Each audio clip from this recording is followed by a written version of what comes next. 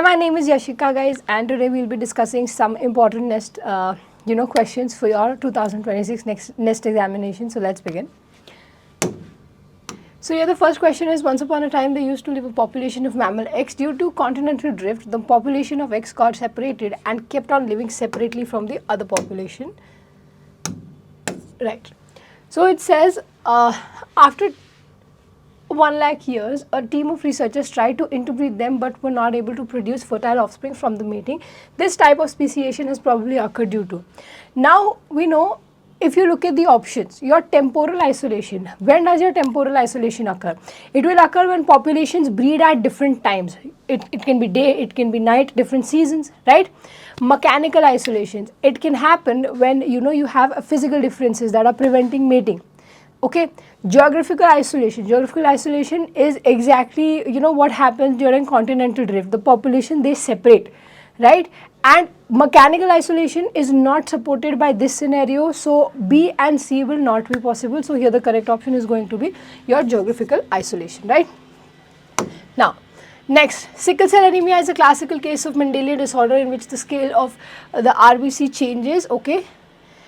Probability of getting disease by malaria is common. Occurrence of sickle cell anemia trait of a certain extent occur. So now you see in your continents like Africa, having sickle cell anemia is very common, right? And now the population is such that it has moved towards having a heterozygous trait, right? So population is actually moving towards the heterozygosity. Okay, so this type of selection is called what? It is called as your stabilizing selection, because initially if we say that this was our entire population, okay, this was your capital T, this is your homozygous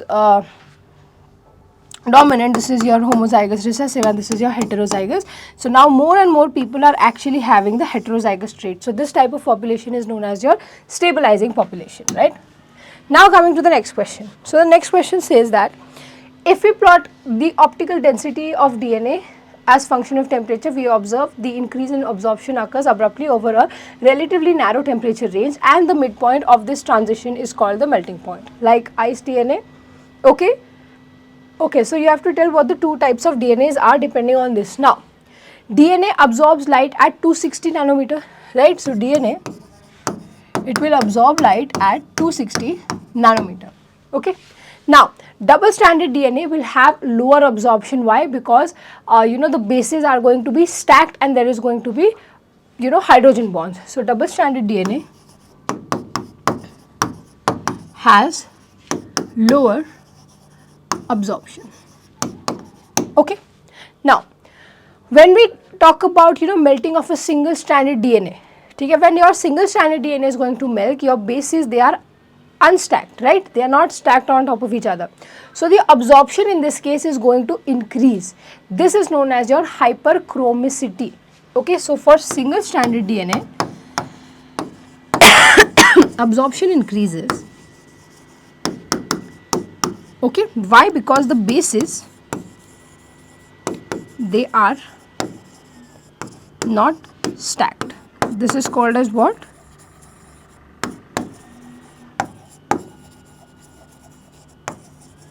Hyperchromicity. Okay. Now, if you look at the midpoint, okay, if you look at the midpoint of this transition, that is your melting point here. This Tm is what? Tm is the midpoint, that is the melting point, right? Now, P region, you see the absorption is lower, right? Absorption is lower, that means here the bases are still stacked, right? The bases are still stacked. And we know stacked bases are found in your double-stranded DNA. But here your absorption is very high, right? Here your absorption is very high, so this is your single-stranded DNA. So P is what? P is your double-stranded and Q is your single-stranded DNA. So A option here would be correct, right? Now, coming to the next question, it says genetic DNA is digested with LU1, a restriction enzyme that is a 4 base pair cutter. What is the frequency with which it cuts the DNA, assuming a random distribution of bases? Now you see restriction enzymes, we know that they cut at a specific recognition DNA sequence, right? Now if LU1 is a 4 base Your LU1 is what? It is a 4-base pair cutter, right? Now, if it is, so that means it is going to recognize sequence of 4 nucleotide. 4-base cutter means it will recognize sequence of 4 nucleotide, okay? Now, we have only 4 bases ATGC, right, for a DNA. Now, for a 4-base sequence, the probability, what is going to be the probability? It's going to be 1 by 4 to the power 4, right? Now, if you calculate this, this will come around what? This will come around your 1 by 256, okay? So, this is how you simply going to calculate it. So, your C option here is going to be my correct option, right? Now, coming to the next question. The next question says that which of the following statement about DNA replication is incorrect, okay? So, if you look at these statements, the first statement is when your bidirectional DNA fork converges, the lagging strand melts the leading strand of the same template. Now, this statement is correct. Why? Because in replication fork, when you're moving forward, right, towards each other, they will synthesize complementary strands and they are going to meet seamlessly, right? Now, if you look at the second statement, your mismatched nucleotide at 3' 3-OH end triggers 3' to 5' exonucleoside proofreading. Now, what does this mean? This is also correct. Why? Because DNA polymerase, it is going to detect mismatch and it is going to remove the nucleotides via its proofreading activity. Third statement is in a bidirectional bubble, the same parental strand cannot serve as a template for both lagging and leading strand. Now, this is also incorrect, right? Because each of the parental strand here is going to serve as a template for both leading as well as lagging synthesis, right? Because if this is my DNA, if let's say this opens, both my strands are going to act as a parent here, right? So, this statement here is incorrect. Now, coming to the next question. Covishield is a vaccine used to create immunological memory against COVID infection. It is made by inserting gene encoding COVID spike protein to adenovirus vector, which when injected to the human body releases the gene in the human cells and hence produces spike proteins, yet it is not able to replicate itself. Okay. Now, Covishield uses, a adenovirus vector that is known as your chimpanzee adenovirus. Okay? It is also, if you want to write it as short, you write it as CHA. Okay, your chimpanzee adeno, AD, okay, virus vector would be OX1, okay, this is the vector, this is the name of the vector. Now, scientists, they insert the gene of COVID spike protein into the vector, right? Now, this is crucially, the adenovirus is engineered so that it cannot replicate in human cell. Why? Because if adenovirus starts to replicate in your human cell, it is going to ensure it has chances to actually infect that particular human. So, for safety purpose itself, okay, what is going to happen? You generally replace those harmful genes, okay, you generally replace your virulent genes to ensure your safety. So, if you look at the options here, the correct option would be what? It would be option number B, that gene involved in the growth and proliferation have been replaced by spike protein encoding genes. Why? This is important for the human safety. Alright, next question. Alteration of generation seen in plants shows a trend of change in characteristics in plants. Mark the correct answer with respect to such changes found in your plants across different phyla. Alright. So, now if you look at the shift from gametophyte to, your gametophyte to sporophyte dominance, right? In algae and bryophytes, gametophyte was dominant, right?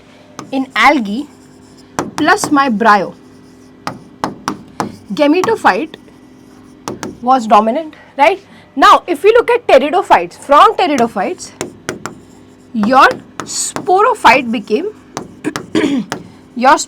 became the dominant one, right? Now, but in your pteridophytes, your gametophyte was still independent, right? So, here my gametophyte was still independent, right? It was still what? It was still independent, right? Now, gymnosperms and angiosperms, sporophyte was fully dominant and gametophyte was highly reduced, right? So, gymno plus NGO, my sporophyte was fully dominant and my gametophyte highly reduced. So if you look at the option here, my option number A would be correct. Okay. Now let's move on to the next question. So the next question says that a couple is planning to have a children, but they are concerned about the possibility of passing an autosomal recessive disorder. The husband's sister has the disorder, but the husband is unaffected. Okay, while the wife is also unaffected. What is the probability that their first child will inherit the disorder, and what is the probability that their second child will be a carrier? Now, autosomal recessive disorders, it needs two recessive genes, right? Two mutated alleles. In autosomal recessive disorders, you need AA, small a, right? Now, if the husband sister is affected, that means husband sister, I'll just write HS here, she is going to be AA, right? But now if the husband is unaffected, husband himself is unaffected, that means what? The husband can be either capital A or capital A small a, but since the husband sister is affected, that means the parents, they are both carriers, right? They are going to be both carriers, right? Wife is unaffected with no family history given, so we assume that the wife is capital A, the wife, right? Because no family history is given to us. Now the probability of the wife passing the disorder would be 0, right?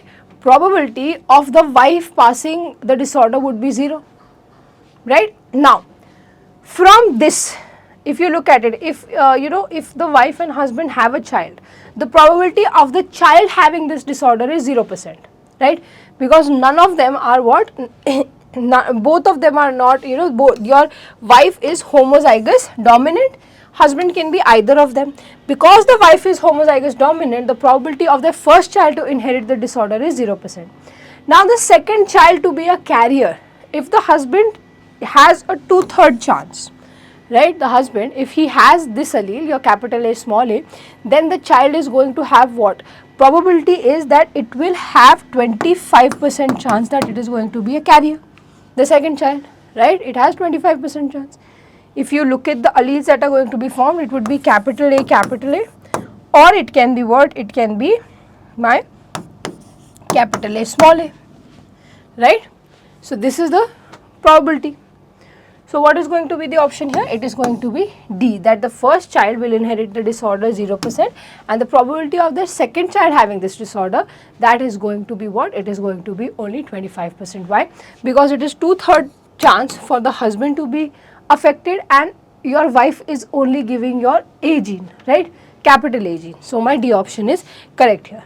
Okay. Now let's move on to the next question. Telomeres are the nucleotide sequence located at extremities of the chromosome. The length of the telomerase decreases automatically at each cell division by a simple mechanical effect linked to the replication of the genome. The telomerase reduces to a critical length which does not allow replication anymore. The cell has a particular enzyme telomerase which can inhibit shortening of the telomerase then. Okay. My telomerase, it shortens with each cell division. Okay, eventually at some point it will stop your replication. Now telomerase prevents this shortening. How? It is going to enable cell to divide indefinitely. Okay? Now in most normal cells telomerase is inactive. Okay, but in cancer cells what is going to happen? Your telomerase, okay, telomerase is, so telomers, understand, telomers, they shorten. Your telomerase prevent shortening, right? Telomerase is inactive in normal cells.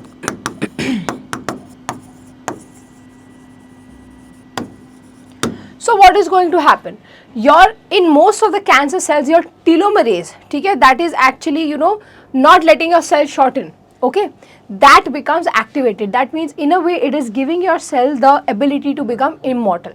So here if you look at your options, okay, so your C option is correct, that killer T cells that are directed against telomerase expressing cells can destroy cancer cells. This statement here is correct because your cancer cells, they often express telomerase immunity, and your immune targeting can eliminate them. Okay, your T cells can actually eliminate them. Alright, now the next question. In life history evolution, there is generally a trade-off between the size and the number of offspring produced. Since small individuals are prone to get predated, some conditions are listed below. Okay, so now see, small animals, they tend to produce a large number of progenies. Why? Because many of them get predated due to their small size. Okay, so what is going to happen? If there is a better chance of survival of young one, then it may lead to a production of small number of large offsprings as well. Okay, so here if you look at the options, what are the below conditions that would favor the production of a small number of large size offspring? Scarcity of food, this is incorrect. High mortality, this is incorrect. Provision of parental care, this is correct. So your parental care is actually going to protect your child. Okay, now next question. Albinism is an autosomal recessive disorder which leads to loss of melanin pigment from the skin. If 2% heterozygous for albinism have 4 children, then select the correct option given below.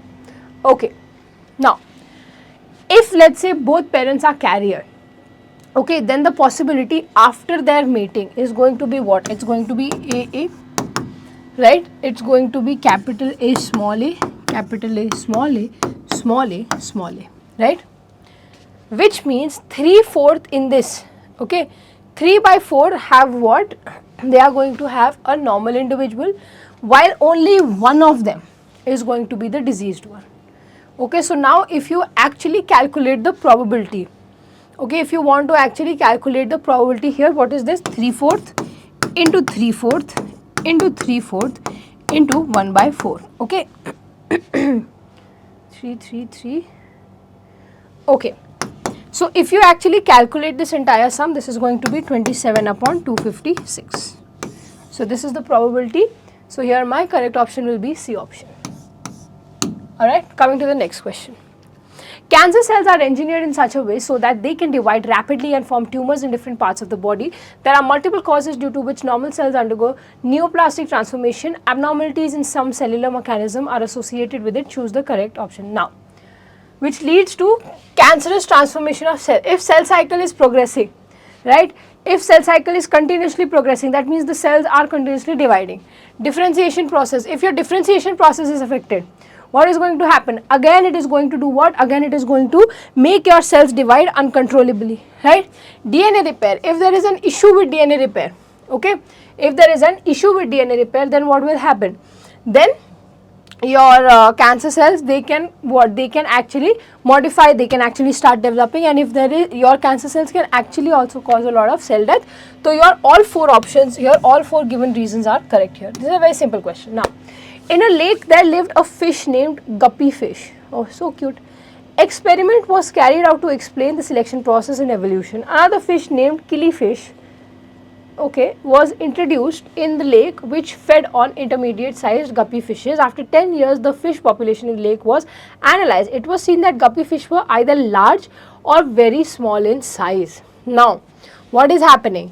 There is selection of 2 extreme traits here, okay. There is what? There is selection of 2 extreme traits here, and the individual with mean trait is eliminated, okay. So what is happening? It is either very large or it is very small. That means the mean trait has disappeared from here.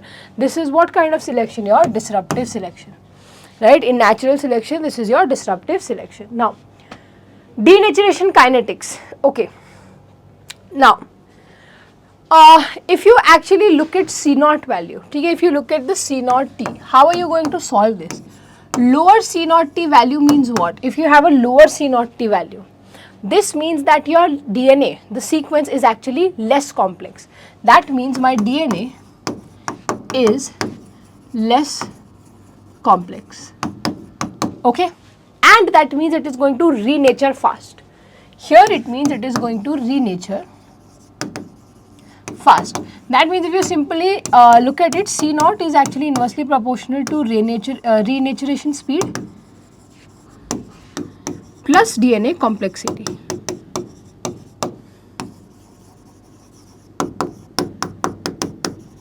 Okay. So if your SV40 is here, your lambda is here, okay, your T2 phage is here, your E. coli is here. That means here if you see C0 value is highest for E. coli, that means E. coli will be the smallest, will be the slowest to do what? To actually, renature. Why? Because it is going to have the highest amount of complexity in its DNA. Okay, so it is already in your increasing order of complexity. So here my option B will be correct. Okay. Now coming to the next question. It says that you have been given few features. Now if you look at M, the toxicity of excretory product is very, very high. Okay. Now if it is very, very toxic, that means what is it? It is ammonia, right? It is ammonia. Okay. And your energy cost to produce it, okay, is again low, and water loss to excrete is very high. So M is your ammonotelic, excretory weight is ammonia. Now N, your toxicity is low, energy cost to produce is moderate, water loss for excretion is moderate, right? Now these are traits of what? These are your traits of urea, which is very less toxic. Ammonotelic, these are for your aquatic animals like your fishes, etc. Right? Urea is excreted by your mammals like your rats, etc.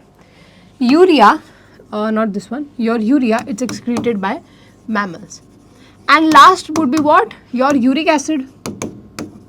Uric acid is generally excreted by whom? Uric acid is generally excreted by your lizards, etc. Right? Reptiles and all. So here if you match the options, my D option is the most appropriate one. This was a very simple question, right? Now, in differential centrifugation, cell components are separated based on their size and density by spinning and at increasing centrifugal rate. Larger and denser organelles sediment first and lower speed, right? Now, okay. Now basically what it is saying is when we centrifugate, okay, whenever we are centrifugating, okay, what is going to happen? Your larger sediments, okay, whatever are the larger components, they are going to sediment instantly and at a very low speed because they are already very heavy, so they just settle down. Your smaller organelles, be it your ribosomes, etc., they need a very high speed to settle and they are going to take a lot of time. Why? Because they are very small, so you have to keep spinning them at a very high rate. Okay. Now if I talk about your nuclei, nuclei is actually heavy. It can settle down, in 600 G. Okay, it is the largest. It is the largest. Time generally for your nuclei is 10 minutes only. It is not more than that. Okay. Now, if I talk about your mitochondria or my lysosomes, my mitochondria or my lysosomes, now they are slightly smaller than your nuclei. So they take around 1500 G or RPM, they are interconvertible, okay. They are not the same, but you can actually convert G into your RPM, okay. Now, so they will take around 5 minutes. Your ribosomes, they are the smallest, okay. Ribosomes, they are actually very, very small. So for them you have to use around 1 lakh G and they take around 60 minutes. Okay? They are very, very difficult to settle down. So if you actually match here, if you match these values, your option C here is fitting the best, right? Your option C here is fitting the best. Alright, coming to the next question, the ABC model. Now the ABC model here explains what so this is the ABC model for the flower, right? How your ABC genes are actually organizing your sepals, petals, stamens and carpels. Now they are saying A and C are mutated antagonistically, they repress each other, okay. If A is lost, C expand into world 1 and 2, okay. If C is lost, A expands into world 3 and 4, right.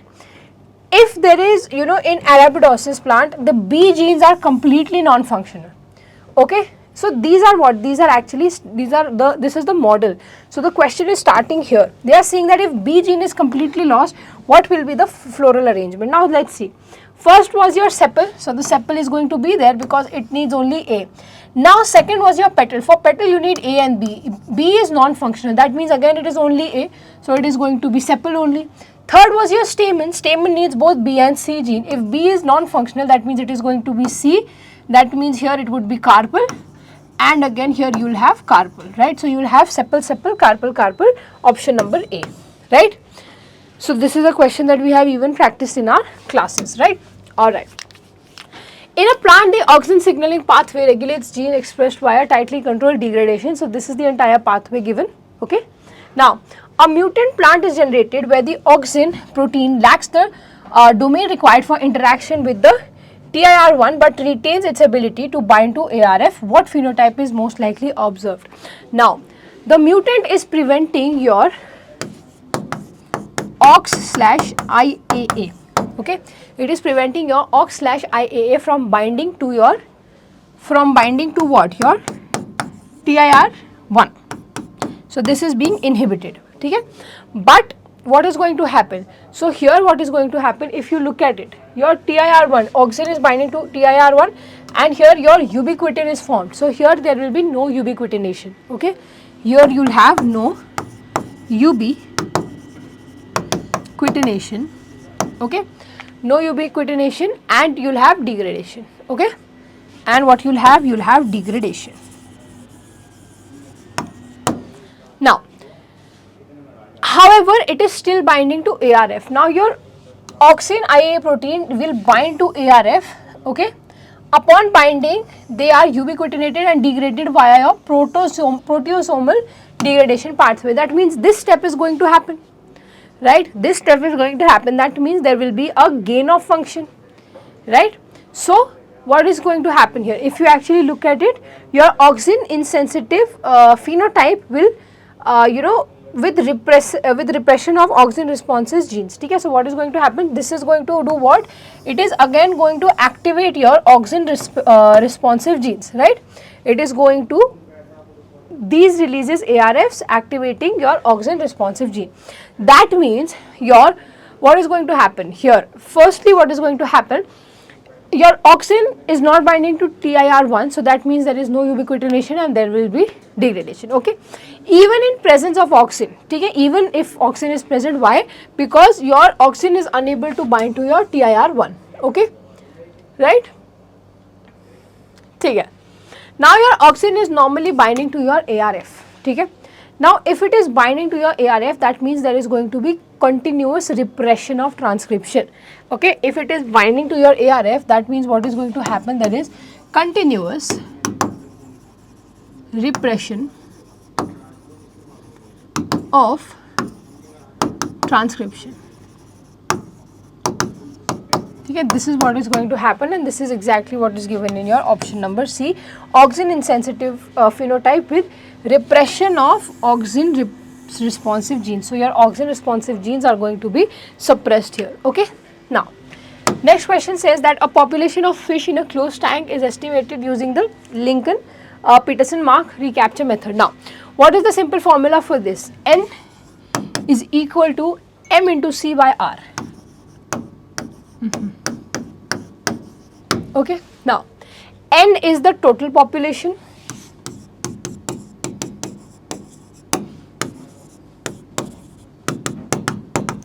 M is what? M is the number of fish in first capture. So this is your first capture marked, right? Your C is what? It is the second capture. This is the second capture. And what is R? R is the number of fish marked as recaptured. So this is the recaptured value, right? So in this question, N is given to us as how much? Your 200 fish are, in the method. So what do we have to find out? Okay, we have to find N. So the fish is given in first capture, okay, that is 200. Right, and okay, second capture we have 150, of which 30 are marked. Okay, that means 30 were remarked. So if you solve this, this is coming out to be 1000. So N is how much? N is going to be my 1000. Option number C. Now coming to the next question. Now in this question they said that which of the following peptide sequence is likely to be present in the plasma membrane. Now plasma membrane, they are hydrophobic, right? Plasma membrane sequences, they are non-polar amino acids and they are hydrophobic. Now your ASP, okay, your glue, okay, there is no eraser here, this is nothing, okay, then your arginine, lysine, histamine, arginine, lysine, your histamine, these all are what? These are your hydrophilic or charged residues, okay, they are hydrophilic or they are charged, okay. Now polar uncharged residues are what? Three only. These are polar uncharged, right? So now if you look at the sequence, okay, you have to remove, so this is going to be what? This is going to be your hydrophilic, right? Again it cannot be in the lipid bilayer, right? Your histamine, here again histamine goes out. Here these are polar uncharged, but we know your tail, the tail is non-polar in nature, right? The tail is non-polar in nature, okay. The core is what? It is hydrophobic and these are hydrophilic, so only option B is fitting here, right? Now coming to the next question. So this is again a very simple question. It says that in a process of photosynthesis, it has seen that the rate of photosynthesis measured in terms of quantum yield remains 10 units when plant is exposed to wavelength 700, while it is 53 when it is at only 660 nanometer, okay. When plant is eliminated with both simultaneously, the rate shoots up to 100 quantum leaps. Now don't get confused by the question. Simply we know your photosystem 2, right, your PS2 and your PS1, they both have different wavelengths for working. PS2, since it is second, right, it is the smaller sibling, right, so it is 660 nanometer and your PS1 works at 700 nanometer and they both together work, right, they are working together, right, to actually become activated and start production of ATP synthesis and your photosynthesis. Both of them are required. So that is why when you are actually using both of these, what is going to happen, you will have what? You will have a better rate of photosynthesis, because if you are just using 620, your PS1 will not be activated, and when you are using 700, it is way too much for PS2 also, right? So what is the correct option here? That both the photosystems become active when they are illuminated with the light, okay. Now coming to the next question. Altruistic behavior is seen in animals which live in family. The family members help other members of the family so that the species can unlimitedly grow. It is based on the concept of relatedness, okay. That is, more related individuals tend to collaborate more than less related individuals.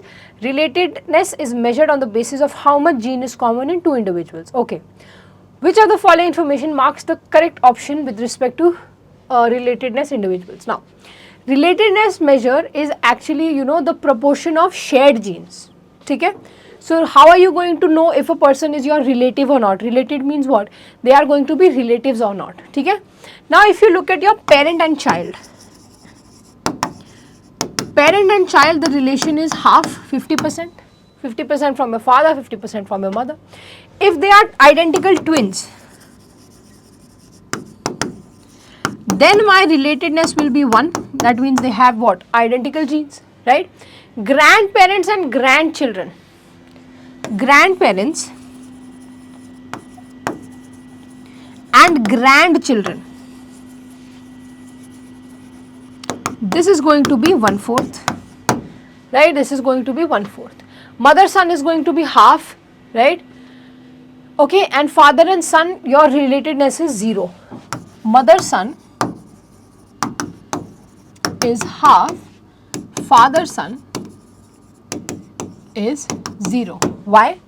Because father son, the haploid father here in your case of bees, okay, this is specifically to your bees. Father will not pass anything to the son, okay. Now, if you actually look at the options, here, between a child with their grandparent is 1/4. So, option number D here would be correct. Okay. Now, coming to the next question. So, the next question says that gibberellin shows its downstream effect by inhibiting a class of protein named DELA proteins. Your gibberellins bind to GID1 and its binding leads to interaction of GID1 with DELA. Okay, so what is happening? Your gibberellins, they are binding to your GID1 and this complex, okay, this is going to help your GID to bind with DELA. Okay, and what is DELA? DELA proteins are okay, they are inhibitory proteins, a class of your inhibitors. So, what are they going to do? They are going to inhibit the growth. Okay. Now, knowing the signaling pathway, which statement is correct? Okay. Now, you know this is the entire pathway. Which statement is actually you have to know is incorrect. So, if you have loss of function of mutation in DELA, okay, then what is going to happen? Protein leads to gibberellin mediated response even in the absence of gibberellin. That means if your DELA, your inhibitory protein is lost, it does not matter if your gibberellin is there or not, the pathway will continue. This is correct, right? Gain of function mutation in GID1 can enhance gibberellin mediated response. Now, this is also correct. Why? Because stronger, if there is a gain of function, okay, gain of function, that means it is working even stronger. So, the stronger GID1 activity means more DELA degradation, right? That means more GA response is going to be there. So, this is also correct. Okay. Now, gain of function mutation in DELA protein leads to gibberellin mediated responses.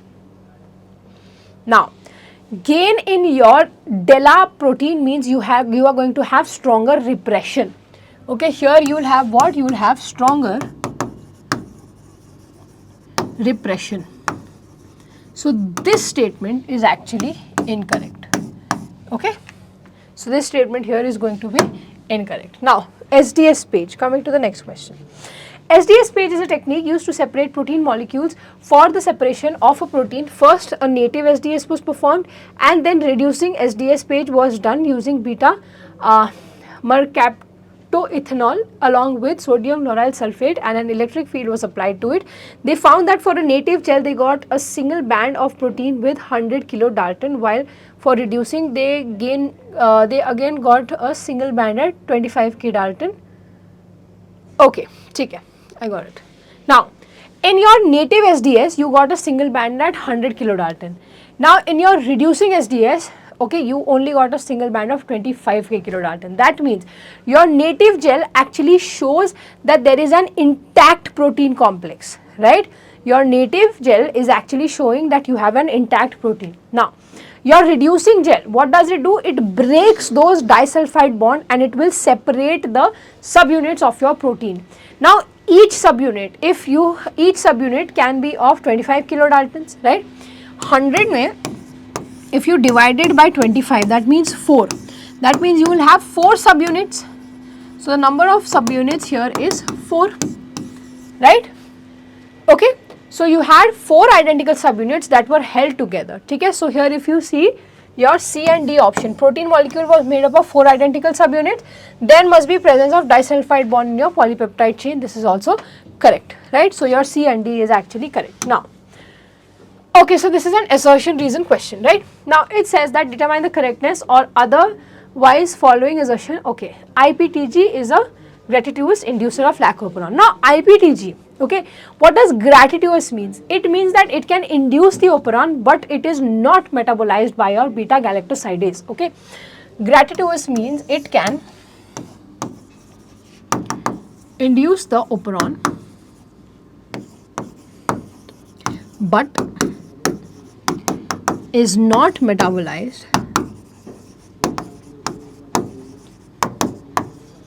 by beta galactosidase. Okay, it is not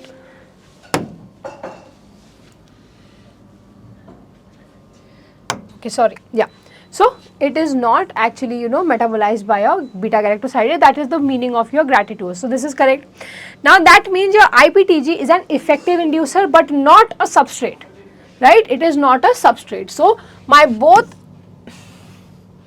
my both assertion as well as my reason is actually, correct, right? Both assertion and my reason are here correct. So option number A would be the correct option here, right?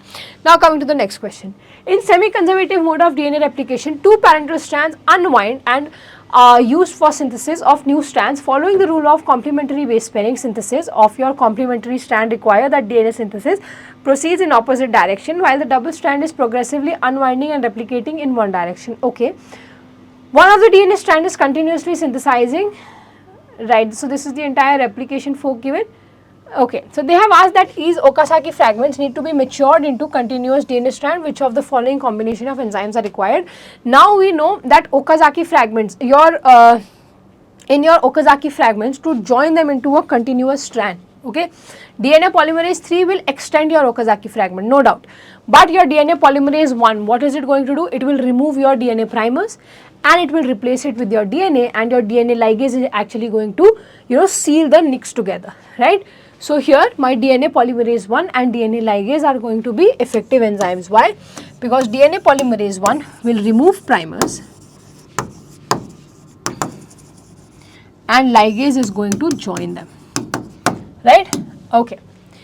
Now here if you see in this question, I will just tell you the question that this is a plasmid that is given, okay. They said that they digested with this enzyme SAL1.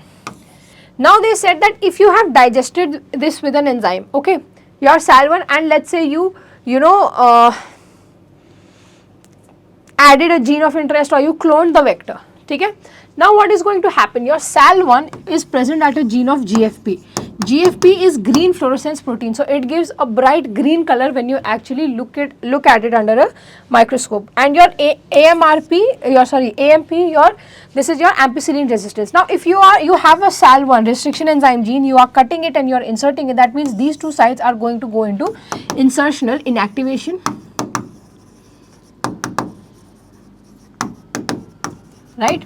So what is going to happen here? Now they have asked these recombinant genes will grow on media containing. Now ampicillin P, it is not going to grow. Why? Because it lost the resistance, so it will only be able to grow on tetracycline and the ones that are GFP negative. So here already the option is marked, so it is going to be option number B. Alright, now let's come to the next question. So the next question says that a researcher was trying to amplify using in vitro PCR. Okay, he required Taq polymerase. Experiment decided to use polymerase isolated from E. coli instead of Taq polymerase. E. coli polymerase was added to the reaction of extension step of each cycle. In this scenario, from the option, optimum temperature for, see, we know initially if you are using Taq polymerase, since it can tolerate high temperatures, your ideal temperature is kept to be 72 degrees for extension. But now if you are using E. coli, for E. coli, what is your ideal temperature? Your E. coli, the ideal temperature is generally from 35 to 37 degree Celsius for the enzyme to work here. So what is the ideal temperature? It is going to be 37 degree Celsius. Okay. Now, this question. It says that in a plant, allele P and capital P govern the leaf color, whereas C governs the shape. Cross was performed and you need to find the parental genotype. So firstly, purple,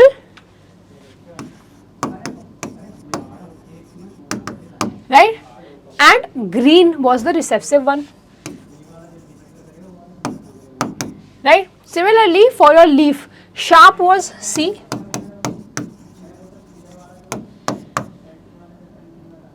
and round was small c.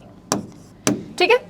Now, this is the observed progeny. First thing you need to do is actually add them up.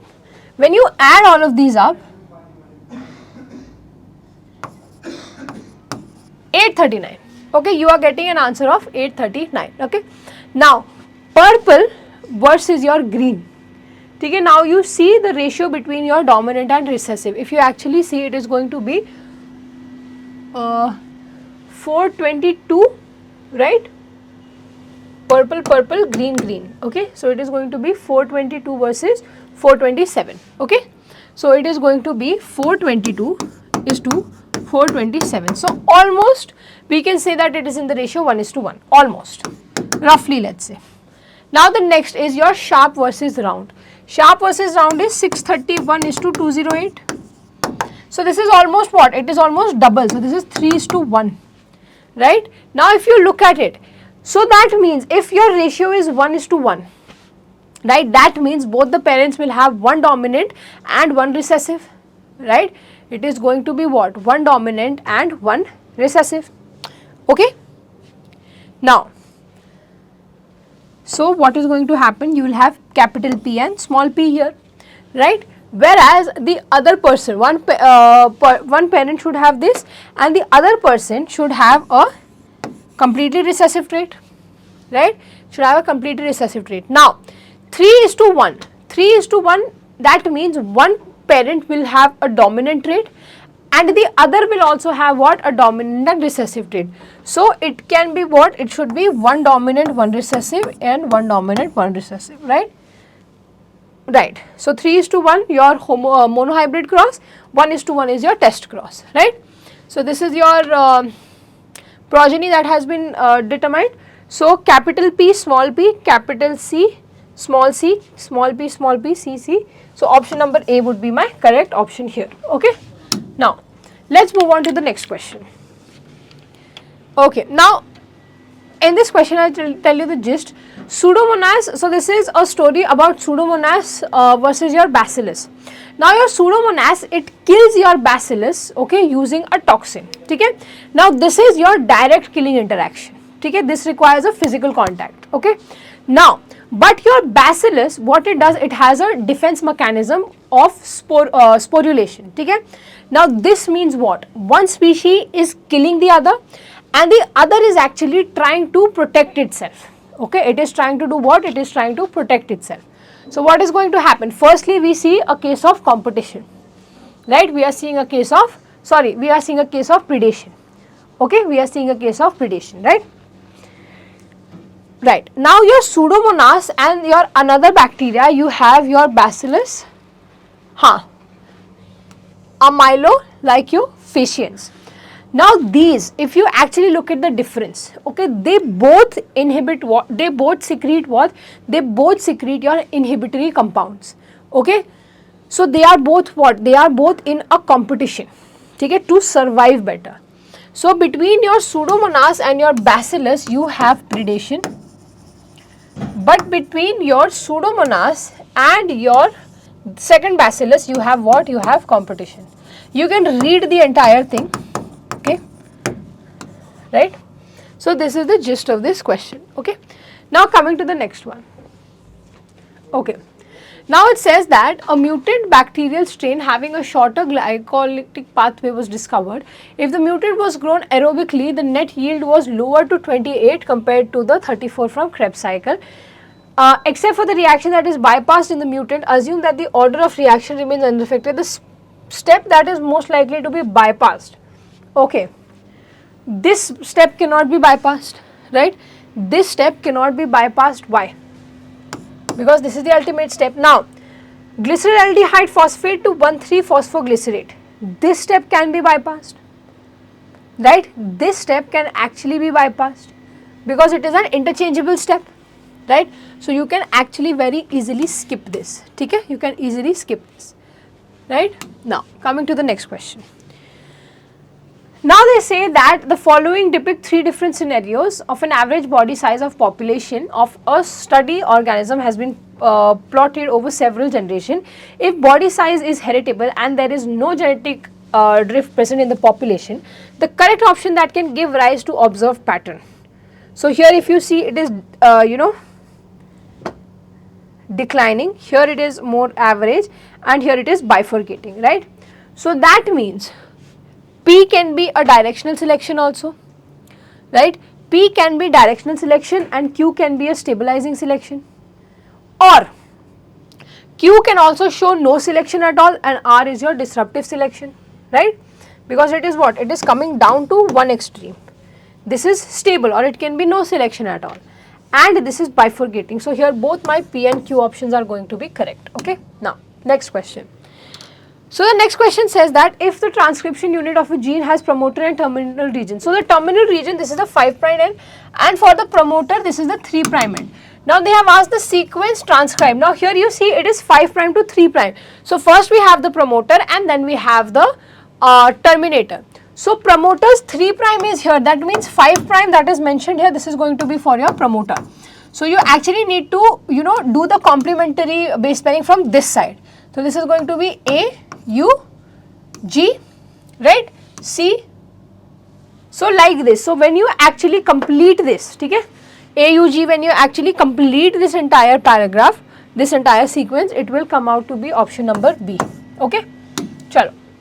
The next question. This is the match the following. Abscisic acid. Abscisic acid, what does it do? It will help in your leaf form and dormancy. Your gibberellic acid. Gibberellic acid is going to do what? It is helping in our internode elongation. Auxins. Auxins help in your apical dominance. And your cytokinins, they help in cellular expansion. So option number A here is correct, right? Now, coming to the next question. Choose the correct set of molecules from the option below which are required along with water and carbon dioxide to drive photosynthesis in dark conditions in your right. So they are asking about the reaction that happens in your stromal lamellae, right? Sorry, in your so they are asking about the conditions that are happening in your dark conditions in your stroma. Okay, in green plants to produce your sugars. For your reactions that are happening in your stroma, your dark reactions, what are the two molecules that you need? You actually need your ATP and your NADPH, right? You need your ATP and your NADPH, right? Now, next question. Next question says that in a population undergoing logistic growth where the finite resource determined population, okay, the growth is highest when the population size is. Now the growth is going to be highest when your carrying capacity, okay, growth is going to be highest when your population size is actually less when compared to your carrying capacity. If your carrying capacity is going to be very high, that means your your population can grow because the nature has that ability to actually nurture that particular population. So here your correct option would be half of the carrying capacity. Okay, half of the carrying capacity. Okay. Now coming, okay, here also the option is mentioned only, but doesn't matter, we will try to solve it. Now 3 different proteins X, Y, or Z are known to be transported from cytoplasm. Now they say that protein X was found to be localized in the matrix of mitochondria, Y inside the lumen of endoplasmic reticulum, and Z in your nucleoplasm. Now we know mitochondria is double membraned, your endoplasmic reticulum is single membraned, and your nucleus again is double membraned, right? So that means when it is in your mitochondria, your X has to cause your X and Z will be crossing 2 bilayers, and your Y will have to cross only 1 bilayer. So this is option number 1, which is already mentioned here, right? Now coming to the next question. Now here if you see, it says that the quantities Km and Vmax were measured independently for an enzymatic reaction using enzyme E1, E2, E3 and E4 isolated from 4 different organisms. For each enzymatic reaction, 0.5 millimole substrate was used to obtain the product. The correct option in terms of product formation is, okay, so now you see Km for E1 is the lowest, okay? Your Km for E2 is more, E3 is same and E4 is the same, right? But your Vmax for E1 is 500, right? Your E2, for your E2 it is only 100, that means at such high concentration the Vmax, the saturation point is coming at 100. At your E3 0.5 your saturation will come at 500, and at E4 your Vmax value, that means saturation, is going to come at your 100, right? So if you actually look at it, that means your E1, okay, E1 is actually able to give you a better yield. Why? Because the Km is also less and your Vmax is also very, very high here. So your E1 is going to be a better substrate than all of them, because in less concentration it is able to reach a very high velocity. Okay, in very less substrate it is actually able to reach a very high velocity. So here my option number 3 is going to be correct, right? Now the next question states that some characteristic features are given. Now if you do not look at the question, membrane bound organelles are absent, introns are absent, cell wall is present, flagella is present, blood chlorophyll is absent, and your mode of nutrition is heterotrophic. Now this is in accordance to what? This is for your Monera. These conditions are true for your Monera. Next, membrane bound organelles are there, introns are there, Cell wall is there, cilia flagella is there, that means it is not going to be a plant or fungi, and chlorophyll is there, so this is for your protista. Now, membrane bound organelles are present, introns are present, cell wall is present, cilia flagella is absent and your chlorophyll is absent. This, and it is heterotrophic, so this is your fungi. Then all of it is present, only your cilia and flagella are going to be absent. This is generally seen in your plants. Plants do not have cilia and flagella, but they have chlorophyll A, they have cell wall, and they are autotrophic also, right? And lastly, we have what? Everything is absent except your cell wall, and it is autotrophic. We know this is your blue-green algae, that is your cyanobacteria. So here my option number D is going to be correct, okay? Option number D is going to be correct. Now, if you look at this question, now here they have performed a DNA fingerprinting. So this is your suspect, and here if you see, this is your mother and father, this is your family. Now what you have to do, we know in DNA fingerprinting you compare your STRs, that is your short tandem repeat patterns, and if you see one allele from your mother and one from your father at every STR locus, okay. So if you analyze this, you see in your F3 family, your S is actually, you know, able to give you a perfect match, right? It is actually able to give you a perfect match from your mother also, right? It is actually able to give you a perfect match to your mother, right? But if you compare it to the other family, if you actually compare it with other family members, here it is showing a match, here it is showing a match, here it is showing a match, and here it is showing a match. So you see your traits are actually matching that of your mother's, right? So here my F3 will be what? F3 will be the suspect here, okay. It is going to be my F3. Why? Because F3 is, it is showing your perfect inheritance at each colored locus, right? So my S band matches one from mother and one from father as well, so it is confirming my biological relatedness, okay. Now, protein in an isoelectric point. So the isoelectric point, we know isoelectric point is how much? It is your pi at which your net charge is 0. So at isoelectric point, my net charge, it is said to be 0, right? Now if my pH is less than my isoelectric point, okay, if my pH is less than my isoelectric point, then my protein is said to be proteinated, that means it will be positive charge. If it is more than my isoelectric point, if my pH is greater than my isoelectric point, then it is going to be deprotonated, that is negatively charged. And if it is exactly equal, that means it will have no net charge, right? So here if you see, your option 4th would be correct, that net charge on P is positive. Why? Because 6.5 is the isoelectric point. If P is going on 4, that means your isoelectric point is more than your pH, that means at P it is going to be positive charge. Q, it is same as your isoelectric point, that means at Q it is going to be 0, and at R it is more, the pH is more than your isoelectric point, it is going to be negative. So my option 4 is correct here. Now next question. Next question says that you are provided with bacteria culture. In exponential growth, you transformed aliquot for this culture to a fresh medium which now contains itna cells. Considering culture does not exhibit a lag phase, okay, and growth conditions remain unchanged, cells you would obtain after 1.5 hours of incubation. Now how are you going to do this? Simply you have to use the formula of NT. Simply you can do this, NT is equal to N naught into 2 to the power N. Okay, simply, where NT will be the number of cells after a particular time, N naught is initial, N is going to be the number of generation, okay.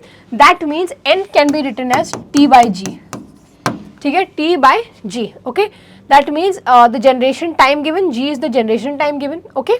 Now generation time given here is your 30 minutes, G is what? The generation time, which is your 30 minutes, right. Now, what is going to happen? Your time that is given, T is 90 minutes, 1.5 hours. So, T is 90 minutes,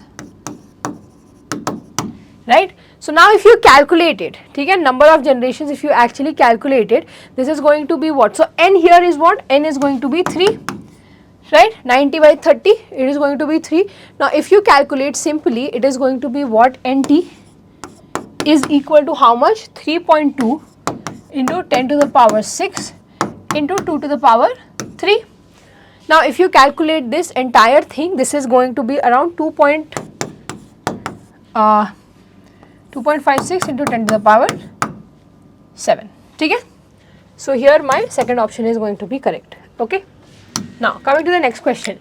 If the matured egg cell of a diploid organism has 6 chromosomes, then the total number of chromatids in your anaphase of meiosis 1 is going to be. Now a matured cell of haploid and a mature egg cell is haploid with 6 chromosomes. Okay? That means the diploid organism has 12 chromosomes in somatic cell. My diploid organism will have 12 chromatids. Sorry, 12 chromosomes. 6 has how many? 6 has your mature cell, that means haploid has 6 chromosomes, that means diploid organism will have 12 chromosomes. Anaphase 1 in meiosis. Okay, anaphase 1 in meiosis is going to be like you will have 12 chromosomes. Chromosome number here, the chromosome are going to stay attached only, right? But this is your chromosome number. They have asked you for your chromatid number. One chromosome has 2 chromatids, so 12 will have how many? 12 will have around 24. Okay. Now next question. Here you see they have said that choose the correct statement about Na and Kn across the membrane in stage 4. Stage 4 is this. That means this is from your depolarized state to your hyperpolarized state. Okay, so this generally happens when your potassium channels, potassium voltage gated channels, they open and your potassium goes in, right? Your potassium actually goes in, right? So this is where your polarization is going to happen. So here this was a direct question, so I don't think any such explanation would be required here. Now phylogenetic relationship among your different organisms has been asked. Now we know if we talk about your embryo, it first appeared where? It first appeared in your bryophytes, your liverworts, right? It first appeared in your bryophytes, in your liverworts to be more specific, right? Sorry, right? Now your vascular tissue appeared first in your pteridophytes. Vascular tissue first appeared in pteridophytes, right? Then your seeds, what do? They evolved in your gymnosperms, that is your pines. Your seeds, they involved in your gymnosperms, that those are your pines, right? And your flowers, they finally appeared in your angiosperms. Flowers, they appeared in your angiosperms, those were your lilies. So if you look at this embryo first evolved where? Embryo first evolved in your liverworts. Vascular tissue evolved in where? In your pteridophyte. Seeds were in your gymnosperms and flowers were in your angiosperms. So your second option is correct. Okay. Now, now coming to the next question. So the next question says the second half of the distal tube and the cortical collection tube of kidneys are equipped with principal and intercalated cells, right? Of the principal cell reabsorb sodium and excrete potassium are equipped with receptors for the hormone aldosterone. The primary hyperaldosteronism disease, there is an excessive production of aldosterone which causes high blood pressure and potassium imbalance. Spironolactone, a diuretic drug, is generally used to treat these conditions. Choose the correct option below. Okay. Now, aldosterone, it acts on your principal cells in the distal tube, right, DCT, and your collecting duct. Okay. What it does, it increases your sodium absorption and it increases your potassium's excretion. Okay. Now, if there is too much sodium in blood, that means there is going to be high blood pressure. Why? Because sodium is going to retain water. Okay, and your potassium in your plasma is going to reduce. Now your spironolactone, okay, the mode of action of this is that it is an antagonist for aldosterone. That means it is going to block your aldosterone receptor. This is the principle on which it operates. Okay, so your sodium reabsorption is going to decrease. That means there is going to be less water retention and your blood pressure is going to drop, and your potassium, there is going to be excretion. So the excessive excretion of your potassium, that will also decrease and your potassium levels are going to stabilize. So here my correct option is option number 4. Okay. Now the next question. So next question says that in a plant, a red color is dominant over white tall stem. Okay. Alright, what is the proportion of the offspring expected to be homozygous for red flowers, homozygous for tall stem and heterozygous for seed shape? Now, if you actually look at it, okay, it is saying that your flower color is red is dominant, stem T is your tall, that is dominant, and seed shape S is dominant over your wrinkled. So parental genotype is going to be your heterozygous, that is RR TT SS, right? Now required offspring genotype is how much? Required offspring genotype, you need RR, right? You need capital T, you need this capital S and small s. Okay. Now from your R, if we have capital R, small r, capital R, small r, if we cross them, okay, the probability of each trait, probability of having RR is going to be 1 by 4. Okay. Similarly for your capital T and small t also, the probability for capital T is going to be 1 by 4, right? And similarly for your capital S and small s, capital S and small s, for it to be your heterozygous, this is going to be exactly half. Now these are all your monohybrid. If you combine all them, 1 by 4 into 1 by 4 into 1 by 2, 4 4s are 16 to 32. So this is 1 by 32. Okay, so this is your combined probability. Now coming to the next question, right? Coming to your next question. So the next question says that a deer with energy reserve 150 kilojoules spends 54 in respiration and 84 in your excreted as fecal and urine. Based on the information, efficiency of energy transfer from the deer eaten by a lion will be. Now, if you look at the assimilated energy, okay, that means it is going to be 150, right? That is your total energy reserve minus whatever the losses are there, that is your 54 plus your 84, right? Now, if you calculate this, this is going to be 12 kilojoule. So that means this 12 kilojoule is actually available to the lion. So now they are asking what is the total energy reserve for the total energy reserve of the deer. That means you have to calculate the percentage. So what you do, 12 upon the total into 100. Now if you calculate this, this comes around to be 8%. So option number A is my correct option here. Now coming to the next question. Now here they have simply given you, species, and they have given you the number of base pairs. Now simply we know that if your A and T, okay, if the number of A is equal to T and number of G is equal to C, that means this is for your double stranded DNA.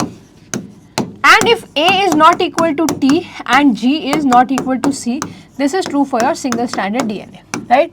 Now here if you look in option number A, your A and T are same, your G and C are same, that means this is double stranded.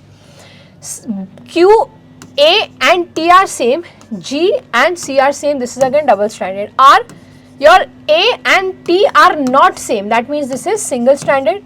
Again S, your A and T is 0, that means this is RNA. S is what? S is my RNA. Why? Because thymine is 0. So my A and U are again not same, right? My A and U, my A and U are same and my G and C are same. Okay, so this is single stranded. This would be double stranded RNA. And lastly, what do we have? Lastly, we have your A and U. A and U, right? This is not same, right? This is not same, but my guanine and cytosine are also not same. So this is my, again, and they are unequal, right? So that means this is for my single stranded, this is my single stranded RNA, okay? So that means my R and T, right? My R and T are what? They are my single stranded RNA, and my PQS, they are my double stranded DNAs, right? Because in all of these you have what? U0. So here if you see, D option would be the correct option here, okay? Now coming to, now your 50 questions are done. Here are some additional good questions that are there.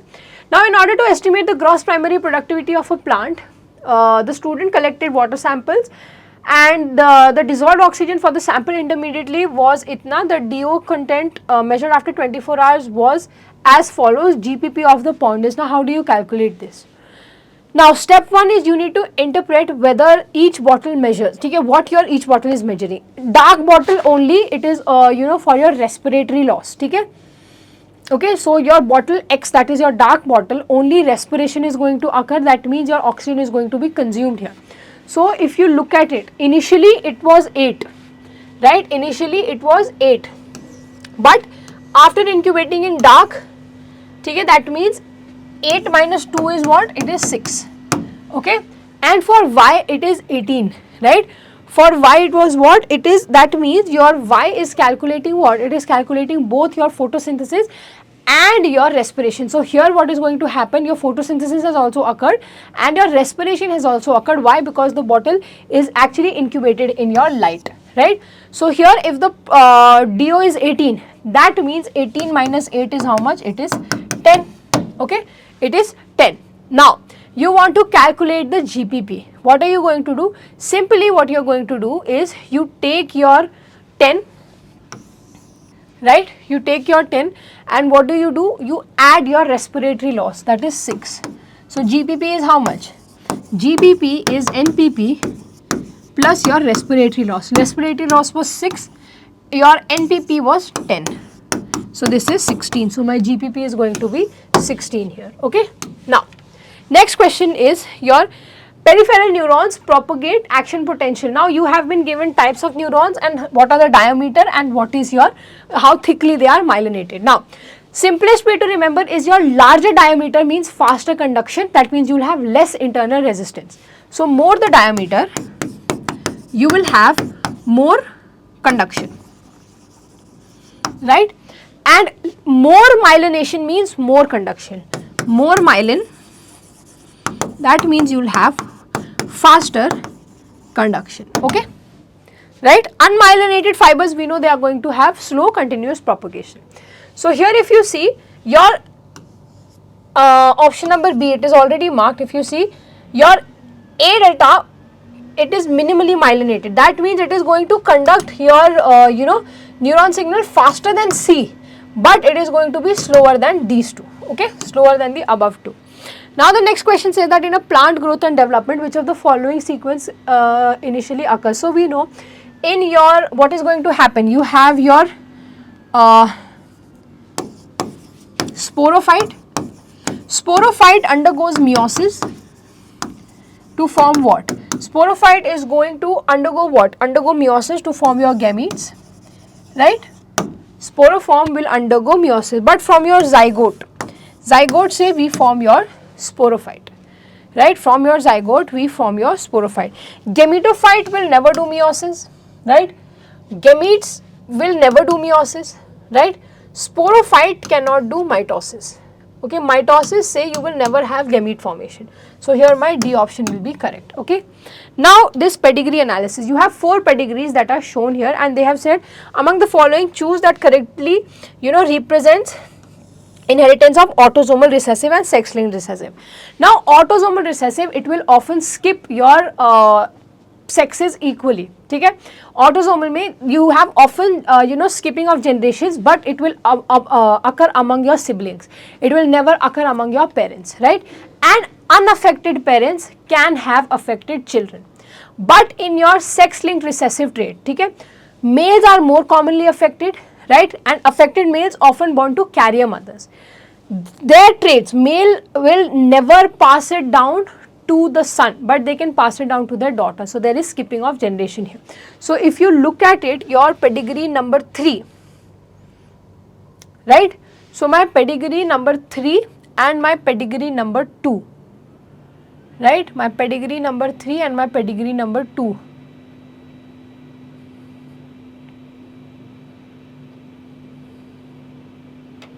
Okay? So here if you see, right, this is your sex linked, pedigree number 3. So here if you see the male is affected, here both are affected, okay. Male is affected, from your male what is going to happen? Your male is going to be affected, right. If your male is affected, it is affecting both your son also, and it is affecting your daughter also, right? Here also if you see, it was found in parent, okay? It is found in the daughter also, okay? Now, if I come to your this, okay, second one, here you see the mother is affected, here the mother is affected, here the son is affected, right? Here in this generation your son is affected, here your daughter is affected, here your daughter is affected, here your daughter is affected, and here only your daughter is affected, right? When you have a unaffected female here, okay, right? So here now again, if you actually, they have asked you which trait, which pedigree is going to show autosomal recessive trait and your sex linked recessive trait respectively. So my autosomal recessive trait is actually going to be, now see here, it is gone to both your mother, it is gone to both the son and the daughter here, right? So that means this is not going to be what? This is not going to be sex linked, this is going to be autosomal recessive, right? It is going to be my autosomal recessive. But if I talk about this graph, if I talk about my first graph, here you see from your mother, it is only gone to the fathers, okay, on the male child. If the female is affected, then all of the siblings are affected because the male is also affected. But from here, once they were unaffected, that means the female was a carrier here, the male got affected. So here my 3 and 1 are the correct option. So C would be the correct option here, okay. Now, coming to the next question, it says that consider the following statement regarding steps involved in the right reaction of photosynthesis. Okay, choose the combination of correct statements. Now, if you actually look at the first statement, water is oxidized and protons are released in the stroma by PS2, this is incorrect, right? Water splitting is actually occurring where? It is occurring in your lumen, not in the stroma, right? Now your PS1 reduces NADP plus 2 NADPH in the stroma, this is correct, right? Because electron from PS1 reduce your NAD plus 2 NADPH in the stroma. Cytochrome BF complex transports proton into the new lumen, this is also correct. Your hydrogen pump from the stroma to your lumen, creating a proton gradient, okay. ATP synthesis transports from your stroma to lumen, resulting in ATP synthesis, this is incorrect because ATP synthase will move your H plus from your lumen to stroma. So here my A option is correct, that only my second and my third statement is correct, right. So these were around 55 questions for your next examination. I hope they were helpful and I wish you all the best for your next 2026 examination.